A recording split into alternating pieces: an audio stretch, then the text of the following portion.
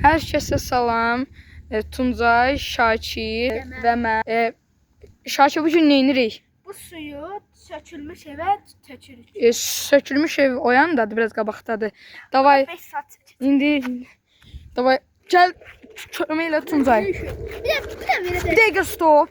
Və dostlar, əgər 4-cü uşağın üzünü görmək istəyirsinizsə, əgər 15 abunəçiyə çatsa və baxışlarımız çoxalsa, o 4-cü uşağın üzünü görəcəksiniz. Davay getdik. Baxın dostlar, su aparırıq. Mən hardan tutdum ki? Təbii mi? Çək. Davay. Gəl. Yavaş. Stop dəqiqə. Davay gəlin. Boya portladı. Deşildi. Bu böyle Bırakacaq, o getdikcə. deşildi ayda. Bakın sürtük. O ne deşi asıldı. Hani? Ay tez aparaq, tez. Bakın dostlar. Deşi yatsın. Ay. Tez apar, tez. Davay. Dostlar 16 Şakirdən Diyan Şakir Diyan.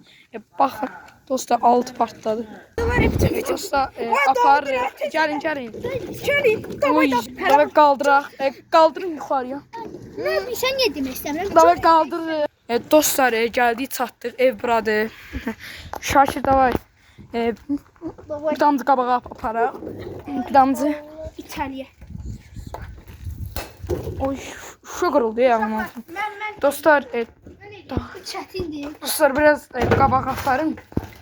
Burada. İndi baxın. Yo, mən hoppan vururam davay. Sən məni videoya çək. Davay. Mən çək. Ay buradan çək. Burada. Davay. 1 3 2 1 getdik. Bax. İndi damcı qaldıraq belə. Qaldıraq. Tək. Yağış yağı nədir? Yanda video çək. Dostlar baxın. Bu da videonun sonu. Baxın bütün suyu tökdük buralara. Baxın buralar pis gündədir. Su elə axa gedir elə bir yana. Hə Şakir? Davay. Sağ olun dostlar. Gözlə. Dostlar, əgər olmasaydı, partlamasaydı bəlkə. Nə deyirsən? Bir də deyim. Əgər ağır olmasaydı, partlamasaydı bəlkə oralara aparar. Hə, ağır olmasa buradan pəncərədən ata bilərdik. Götürüb sağ olun. Gəlin. Sağ olun. Güləşin də.